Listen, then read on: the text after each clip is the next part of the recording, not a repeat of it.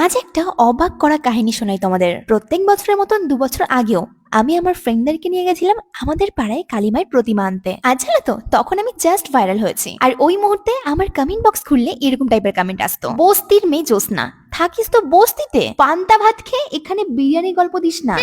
এরকম আরো অনেক কিছু। দেখো, বাকি কমেন্ট গুলো সাইডে, বাট এরকম টাইপের কমেন্ট করলে সত্যি আমি প্রচন্ড হার্ট হতাম। তো ২ বছর আগে কালী পুজোর সময় যখন আমি প্রতিমা নিয়ে আমাদের মন্দিরে ফিরছি, আর আমি লরিতে মায়ের প্রতিমার সামনে মাকে ধরে দাঁড়িয়ে আছি, হঠাৎ বাজারে কেনাকাটা করতে দাঁড়ালো, আর আমি ফোনটা বের করে মোটামুটি ওই কমেন্ট গুলো চেক করতে লাগলাম। তখন একজন লিখেছে, মাথার উপরে টিনের চাল, আর খুব বাজে একটা খিস্তি। তো তখন মায়ের সামনে দাঁড়িয়ে আমার চোখে জল আর আটকাচ্ছিল না। মানে ওই টিনের ঘর নিয়ে মানুষ আমায় এত বাজে কথা বলেছে, তোমরা ধারণাও করতে পারবে না। তো ওই মুহূর্তে মায়ের সামনে দাঁড়িয়ে কাঁদতে কাঁদতে আমি মাকে বলেছিলাম, মা, কোনোদিন যদি আমি নিজে উপার্জন করে মা বাবার জন্য একটা ছাদ দেওয়া বাড়ি বানাতে পারি, তাহলে ও বছর আমি তোমায় ধুমধাম করে আমাদের মন্দিরে নিয়ে আসবো। এটা বলতে গিয়ে এখন আমার গলা ভারী হয়ে যাচ্ছে, যে আমি কোনোদিনও ভাবিনি যে এত অল্প সময়ে সেই স্বপ্নটা মা আমার পূর্ণ করে দেবে। মানে আমি তোমাদের কি বলবো, আমার মুখে কোনো ভাষাই নেই। তো যারা ওরকম টাইপের কমেন্ট গুলো করতে, তাদেরকে আমি মন থেকে ভালোবাসা জানাতে চাই। আজ তোমরা এমনটা বলেছিলে বলেই আমার জেদটা পূর্ণ হয়েছে।